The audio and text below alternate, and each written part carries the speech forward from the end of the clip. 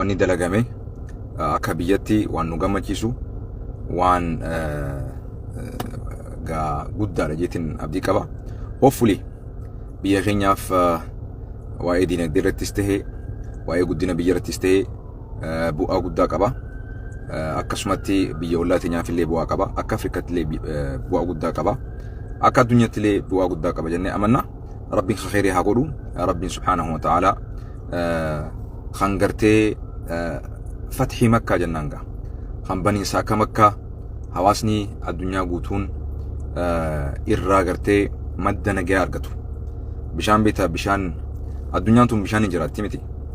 Rabbi waa hunda subhaanahu wa ta'ala وجعلنا من الماء كل شيء حي جبر وهند بشان الرأم يا ربي سبحانه وتعالى يعني جريني علمنا ما جريني وهنداتو بشان رتم دوايجو خناف بشان كابين يقول دارا بشان جتون جا ربي سبحانه وتعالى صدر كاسا بفبريدان نوبسني هاتو على كل حال بشان ربي نمتي سنخاسين بشانس يو ربي نمك كاسي ورانا ربيتي وليها قالوا أكما بواك بوتي قاف ربنا مكاسيس ورانا ربي قدار سبحانه وتعالى بشان جتون.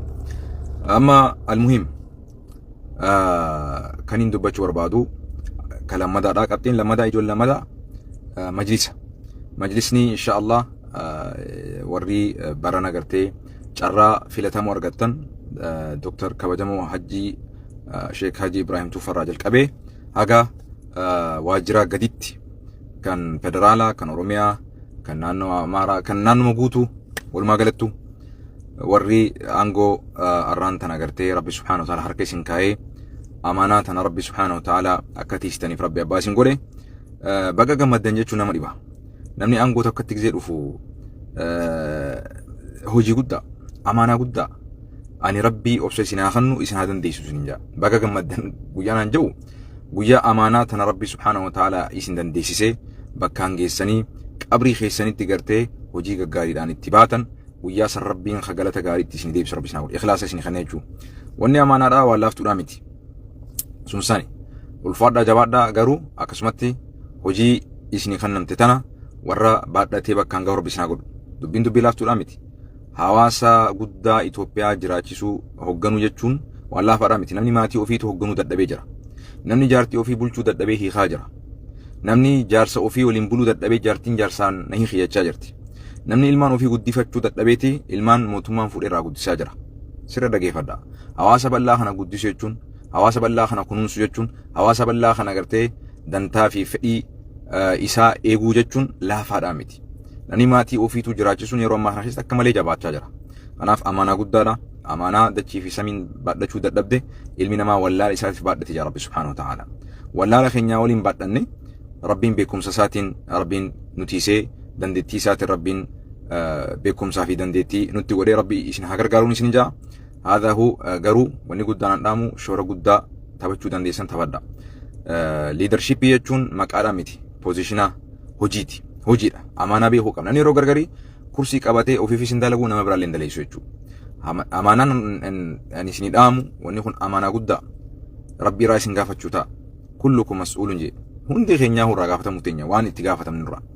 Kanaaf Rabbi isin gargaaru waan khaleessa dhabne akka sababa Rabbi isin godhee isin irratti argamu abdiin qaba. Tokkummaa hawaasni Islaamaa dhabe akka sababa keessaniin argamu abdiin qaba. Waa hedduutu sirraa'uu qaba, waa hedduutu tolfamuu qaba. You gotta be creative.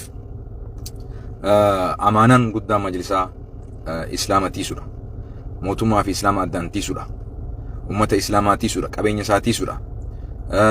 Sagaleen ummata muslimaa biyya san keessatti sagalee alagaa akka hin taane, sagalee abbaa hin qabne akka hin taane, sagalee yatiima akka hin taane, masgidan isaa tiifamu, imaamoottiin isaa tiifamu, ulamaan isaa tiifamu, yatiiman biyya sanii to'atamu, darasoonni to'atamu, kitaaban darasoota hin qabneef argamsiisu, masjida naannoo hin jirreef masjida ijaarsiisu, madarsaa naannoo madarsaa hin qabneef madarsaa argamsiisu. Ahlul khairii jedhaniituma ahlul khairii rakkatoo osoo hin taane biyya ofii san keessatti osoo birrii taate torbaanitti masginni hundi osoo buuse masginni miliyoonni tokko yoo jiraate torbaanitti miliyoona takkaa oltu bu'aa jechuudha. Hojii akkanaa hojjechiisu diinagdee irratti uummata keenya qabeenya ofii abbaatii ta'uu irratti dachii ofii irratti abbaa ta'uu irratti masgida keessatti gartee sirnaan namni seeraa fi heera eeggatee masgida hoogganuu keessatti namnumaan gartee akka wal beekuun wal filee wal kaayoo osoo hin taane jechuudha. Kana gaa amsi xiyya guddaan warra majlisaatiif akkasuma gartee gara biyya alaa kanaanis ol qabatee filmaata haqa ta'e keessattuu gara Ameerikaa kanaa hin dhagaya akka gartee nama barbaadaa jirtan jechuu dhageenyaa jirra. Namoota barbaadan kana immoo akka gartee akka namni wal beekun akka waliin fille hadaraa rabbi. Hawaasni Islaamaa kan North America kan akkasumatti Ameerikaadha yoo akkam xiqqaate masgida 15 oltu jira Ameerikaa kan qofa ummanni hawaasni afaan Oromootiin hoogganamu afaan Amaaraatiin hoogganamu akkasumatti hedduutu jira. Afaan Tigreetiin illee hoogganamu hedduutu jira beekaa. Ummata kana hunda ifitti yaamtanii afaan Adireeniitis hoogganamu hedduutu jira.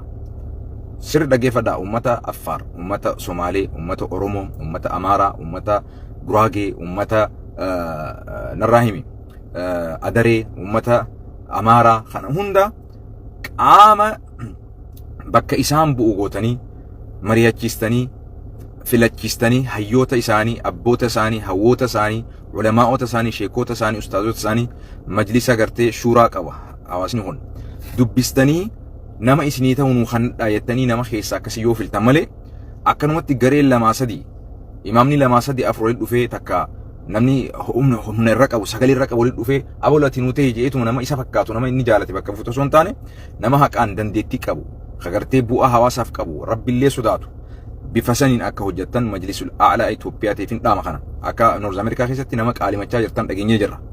Wanni kun immoo akka wal beekaniin osoo hin taane akka haqaa fi ifaa bilisaan wanni kun sirnaan seera isaa eeggatee bifa saniin tahamuun dhaamsa obbolummaati inshallah. Maaliif akkanumatti nama isin wal dhageessaniin qofa wal dubbistan osoo hin taane nama dubbii tanaaf majlisa kanaaf hariiroo ummata Islaamaa kan Itoophiyaa keessa jiruu fi kan Ameerikaa, kan Awurooppaa, kan Kanaadaa keessa jiru hunda cimsee fedhii ummata Islaamaa kan biyya alaa jiraniitii fi kan biyya keessa jiran akkamitti wal simachiisee wal dandeessisee fedhii isaanii kana yaada isaanii dantaa isaanii gaggeessuu danda'a waan jirratti osoo ta'e bareeda jeetiin amana. Akka wal beekaniin osoo hin taane beekumsaa fi dandeettii fi muuxannoo irratti dandeettii beekumsa muuxannoo irratti hundaa'e osoo ta'e bareeda jeetiin amana inshallah. Sansani kaan immoo mee obboleen Islaamaa isin gaafadha. Bishaan Abbayaa hedduu nu gammachiisa. Waloodhaan namuu waan kana ajandaa godheeraa dubbataa jira. Akkuma gammachuun Itoophiyaa nu gammachiistutti gaddii Itoophiyaa maaliif isin hin gaddisiisne? Gaddii keenya kun maaliif hawaloo hin taane? Rakkoon Itoophiyaa keessatti hawaloo maaliif nuuf hin taane? Keessattuu naannoo Oromiyaa keessatti wanni deemaa jiru kun. Ayyoon teenya, ilmaan keenya jumlaadhaan ajjeefamaa jiran, jumlaadhaan saamamaa jiran, jumlaadhaan buqqifamaa jiran, buqqaanii bakka dhaqanitti illee nagee dhabaa jiran. Buqqaanii qe'ee isaaniitirraa buqqaanii qe'ee obboleeyyan isaanii keessallee yoo qubatan nagee dhabaa jiran jechuudha. Wanni kun maaliif akka walitti hin yaachisne? Keessattuu ustaazota, sheekota, namoota maqaa amantiitiin waa barsiisu. Keessattuu maqaa ustaazotaatiin kan umrii isaanii mucucaa fi xurii fi takkaa dogoggoraa fi takkaa sehaadhaan akkanumatti waa'ee sabboonummaa abaaruu waa'ee sabboonummaa dubbatu hojiin isaanii kanuma bakka. Isaan foobiyaatu qabeenii jira jechuudha. Sabboonummaan isaaniif hin galle. Sabboonummaa jechaatu moolan. Sabboonummaan jalaa galee jiraateeru. Namni sabboonummaa qabu hin jiru.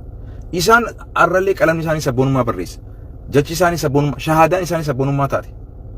Jibbiinsaan uummata guutamee jiru akkanaa kana ustaazota akkanaa kana. Rabbi sodaadhaa isin hin janna. Mee xiqqoo tasgabbaa if ilaala. Yeroo namni ayyoon Oromoo fi Oromiyaa keessatti gartee waxalamaa jirtu, rasaasaan waxalamtee akkanatti nyaadhamaa jirtu.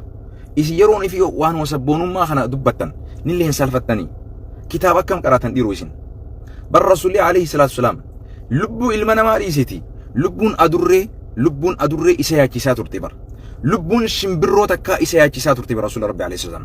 Sababa bar lubbuun adurree takka sababa isiin waan nyaattu dhoowwamtee, sababa isiin waan dhuydu dhoowwamtee, sababa isiin beelaaf saaxilamtee namtittiin adurree san if jalatti hiitee waan nyaattu qushaasha lafaatirlee nyaachisuu dhoowwitee sababa saniif qaalittiin azaaba seentee jira Rasuul sallallahu alaihi wasallam. Namtittiin takka immoo sababa lubbuu takka du'arraa ilma namaati miti saree du'arraa olchiteef Rabbi dilii isii cubbuu isii dhiisee fi jannata naqee Rabbi subhaanahu wa ta'ala. Meelaala isin ustaazonni lubbuun namaa isin biratti gatiin qabdu. Ustaazonni hundaa miti. Ustaazonni yeruma hunda jibbuma Oromoo lallistan. Sabboonummaa fi Oromoo jettanii hoggayu jibbaa lallisaa oltan. Maaliif Rabbiin sodaanne? Yeroo namni ajandaa akkanaa jalaa galee jiru, yeroo namni yeroo akkanaa kana keessatti ayyoon Oromoo Oromiyaa keessatti waan bineensi hin tahin tahaa jirtu waan bineensi hin tahin tahaa jirtu keessatti isin ammallee sabboonummaa balaaleffachuu ammallee isin sheekootii akkasii ustaaza akkasii ustaaza sabboonummaa eenyu sabboonummaa baleessu akhi sabboonummaa waan nyaatanii waan dhuganii osoo isin jaanii isin gaafatanii hin beektan maali jibbaan isin nama dhuunfurraa dila kana qabdan maali hinaaffaan isin qabdan yaa akhi hawaasni waan kanarraa xafashee jira dhaggeeffadhu waa'ee irrachaa na haasofta waa'ee sabboonummaa na haasofta islaamni tokko illeen ha irreechi amantii islaamaati jee amantii islaamaa ifira fudhateen jiru arrallee ati waa'ee irrachaa dubbatta lubbuun haadhateeti immoo lubbuun ayyooteeti ajjeefamaa jirti jumlaadhaan ajjeefamaa jirti guutuu Oromiyaa tana keessatti subhaanallah ani dhiiga akka qabdan namooma akkam akka qabdan dubbii hunda fuutanii siyaasatti hiitan dubbii hunda fuutanii sabboonummaatti hiitan dubbii hunda fuutanii yaa akhi maali jibbaan akkana maali naaffaan akkana maali tuffiin akkana amaa tastahyuuna min Allah in saalfattanii xiqqollee ajandaan sabboonummaa eega namni biraa galee ture irreecha shirkiidha jee eega namni biraa galee ture jiraate yeroo waa'ee irreechaa osoo isin ijaan banatiin osoo feesbuukitti dhufin hawaasa barsiifachaa ture alhamdulillah hawaasa islaamaa irreecha shirkii akka ta'e ni beeka kana nan tokkolleen ustaazni tokkolleen haraan tana irreecha shirkiidhaan miti joomee haasaa qabba'u irreecha shirkii akka ta'e dhibbaan ifatti beeka namni hundinuu arrallee isin waa'ee kana ustaazota walii hidhuu barbaadan waa'ee kana ulamaa walii hidhuu barbaadan waa'ee kana islaamummaa keessatti Oromoodhaa fi islaama walitti buusuu barbaadan maaliif hin saalfanne maaliif ajandaa yeroo inni hin barbaachisnetti ajandaa nama gootan kuni maali ergamtoota diina mootummaa akka taatan garsiisaa jechuudha maaliif imimmaan ayyoo teenyaa kan dhangala'aa jiru kan ukkaamsuu barbaadan rakkoo ummata keenyaa kan beelaaf saaxilame rakkoo ummata keenyaa kan gartee saamichaa fi ajjechaa fi buqqinsaaf saaxilame kana ajandaa kana khabiraa fiddanii waa'ee sabboonummaa fiddanii waa'ee irreechaa fiddanii kanaan ukkaamsuu barbaadan yeroo yaa akhi billahi aleek adhaanni yeroo qaba iqaamaan yeroo qaba namni waa'ee shirkii ammaan tana keessatti ummata islaamarraa shirkiin irreecha shirkiidhaan miti jee mormu eessa jira hin agarreen islaamni alhamdulillah irreechi ayyaana islaama akkan ta'in akka ayyaana waaqeffataa akka ta'e ifaan bilisaan beeka takkaa tana duran dhaabbanne takkaa tana duran dhaabbatee sin jiru waa'ee yeroo san keessatti godhamaa ture irratti akkaataa waa haagoonu irratti namni waa wal gaafataa ture malee wanni kun itti amanee namni akka rabbitti waan kana gabbaraa jiran jiru hin jiru tokkolleen ani hin beeku waan isin qaraatan kana walii galaa miti kanaaf obboleen islaamaa ummata ashhadu an laa ilaaha illallah jedhu fuutanii shirkitti galchitan rasuulli rabbi alayhi salatu wasalam namni nama kafarsiise ofiifuu ni kafare jee rasuul salam wallahi isintu warra islaama sheekootii kafarsiisuu raate kafartanii jirtanii isin jaan warri arra lafaa kaatanii nama ashhadu an laa ilaaha illallah jedhu kafarsiistan shirkiidhaan xureessistan wallahi rabbiin isin xureessa jira kana beeka taa'a jaran ni miidhamtanii nurraa nyaadhamtanii taa'a ana gasuun isin dhaam dhimma ayyoo teenyaa Oromiyaa keessatti Wallaggaa keessattu isin sheekootiin akkanatti ajandaa kana nu gootan isin keessattu ummanni kun naannoo isin dhalattan irraa achitti qubatan osoo akka islaamummaatti haqa isin irraa qabanii akka namoomatti haqa isin irraa qabanii akka maatitti haqa isin irraa qaban akka maatitti haqa isin irraa qaban osoo akka islaamummaatti isin irraa qabanii akka biyyatti osoo haqa isin irraa qabanii kana ajandaa kana ukkaamsuu barbaadan jechuudha amaa tastahyuuna min Allah ajandaa sabbi ni bitamtan to meeqaan isin bitan kan khasadaffaa kan afraffaa dubbachuu barbaade ijoollee teenya taas gubbatti waa'ee Arsii waa'ee Harargee jettee wal nyaachaa turte